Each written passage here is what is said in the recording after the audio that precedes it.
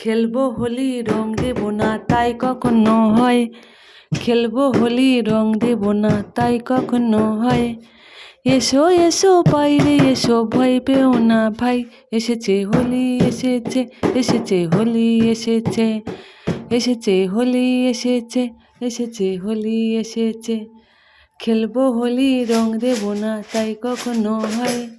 খেলবো হোলি রং দেব না তাই কখনো হয়। এসো এসো বাইরে এসো ভয় পেও না ভাই, এসেছে হোলি এসেছে, এসেছে হোলি এসেছে, এসেছে হোলি এসেছে, এসেছে হোলি এসেছে, এসেছে হোলি এসেছে, এসেছে হোলি এসেছে।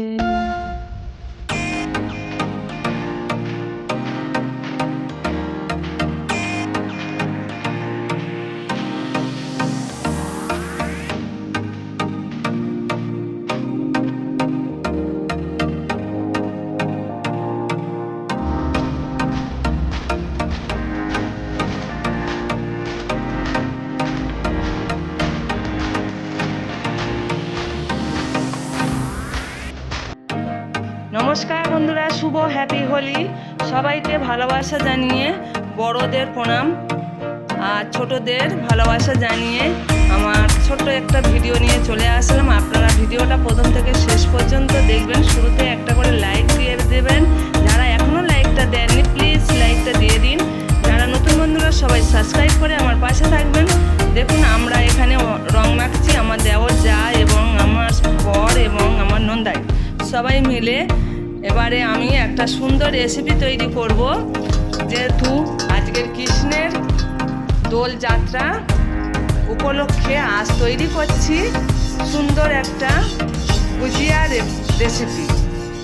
গুজিয়া তৈরি করব, তাই আমি কড়াইতে ঘি দিয়েছি 2 চামচ, দিয়ে খুব সুন্দর করে নেড়েচেড়ে নিয়ে এখানে দুধ আছে 3 কিলো দুধ খুব সুন্দর করে ঘন করে রেখেছিলাম। সেই দুধটা কড়ার মধ্যে দিয়ে দিলাম, দিয়ে নেড়ে চেড়ে নেব কিছুক্ষণ।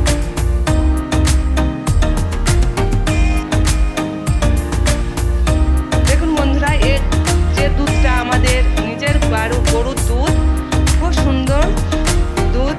আর এই খাঁটি গরুর দুধের ঘি, মাখন, দই খেতে খুবই ভালো লাগে।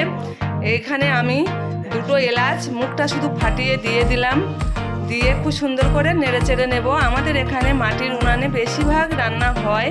দেখুন এলাচ দুটো আমি তুলে ফেলে দিলাম। এবারে দিয়ে দেবো 1 কাপ চিনি। এই কাপটা অনেকেই চেনেন, এটা আমার কেক তৈরি করার জন্য আমি কিনেছিলাম। সেই কাপে 1 কাপ চিনি দিয়ে দিলাম।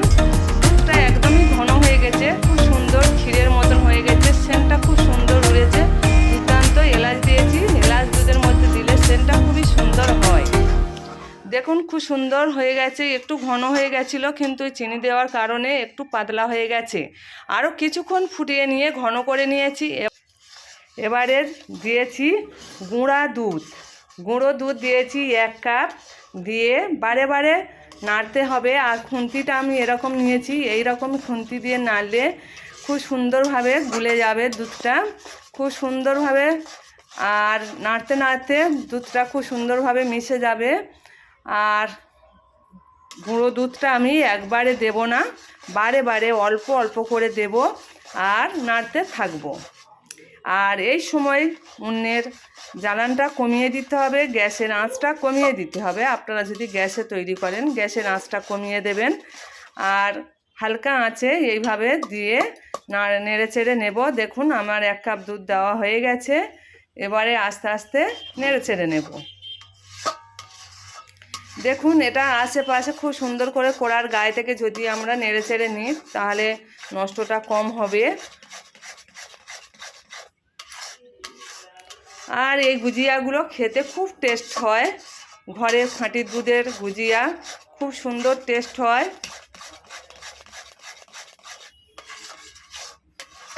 এই খুন্তি দিয়ে নাড়াটা, মানে এই খুন্তিটা আমার খুব সাহায্য করেছে। দেখুন এই যে ফাঁক ফাঁক আছে, এই ফাঁকে থেকে ভালোভাবে খুব সুন্দর নাড়া গেছে আর খুবই ভালো হয়েছে।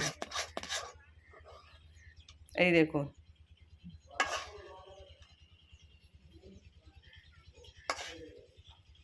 এরকম খুন্তি অনেকেরই বাড়িতে আছে। এই খুন্তিগুলো দিয়ে মাছ ভাজা বা যে কোনো ভাজাভুজি খুবই ভালো হয়। দেখুন কতটা ঘন হয়ে গেছে।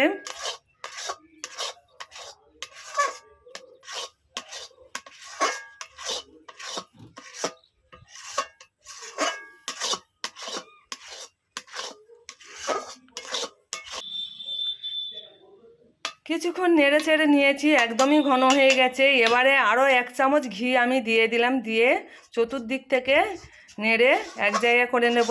আর এই ঘিটা দেওয়ার কারণ হচ্ছে গিয়ে এই কড়ার গায়ে থেকে সব একসঙ্গে উঠে আসবে। দেখুন কড়ার গায়ে আর লেগে থাকবে না।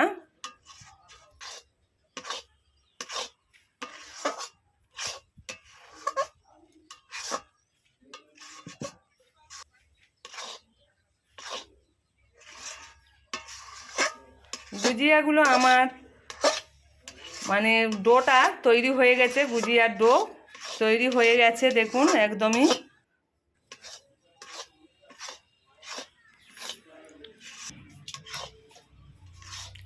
ঠিক এই সময় ডোটা একদম রেডি হয়ে গেছে, গুজিয়ার ডো।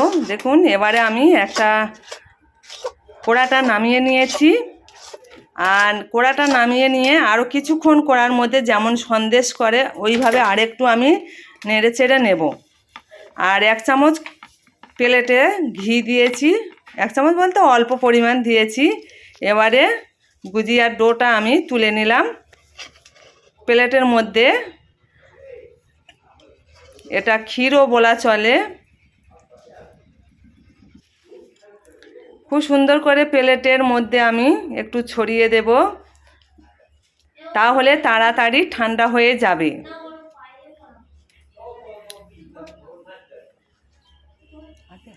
বন্ধুরা দেখুন খুব সুন্দর করে ঠান্ডা হয়ে গেছে, আমি এক জায়গা করে নিয়েছি। এবারে এক এক করে হাতের মধ্যে একটু ঘি মাখিয়ে ঠিক এইভাবে তৈরি করে নেব।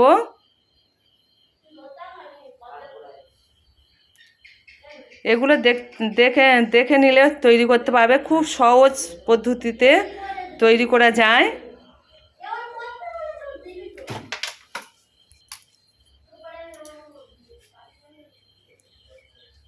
খুব সহজ পদ্ধতি দেখুন, ঠিক যেমন প্রদীপ তৈরি করে ঠিক প্রদীপের মতন দেখতে হচ্ছে।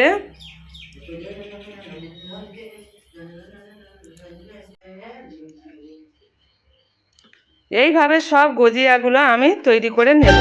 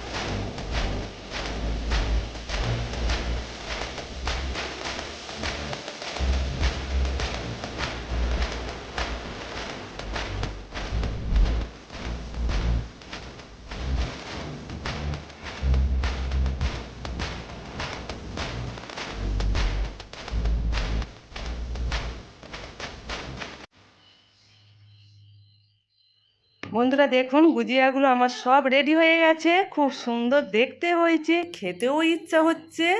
যাই হোক, এতক্ষণ আপনারা তো নিশ্চয়ই দেখেছেন ভিডিওটা। আর নতুন বন্ধুরা সাবস্ক্রাইব করে আমার পাশে থাকবেন। আর পুরাতন বন্ধুরা সবাইকে, পুরাতন বন্ধু নতুন বন্ধু বলছি, সবাইকে ভালোবাসা জানিয়ে আমি এখানে বিদায় নিচ্ছি। আপনারা ভালো থাকবেন, সুস্থ থাকবেন, শুভকামনা রইল, টাটা।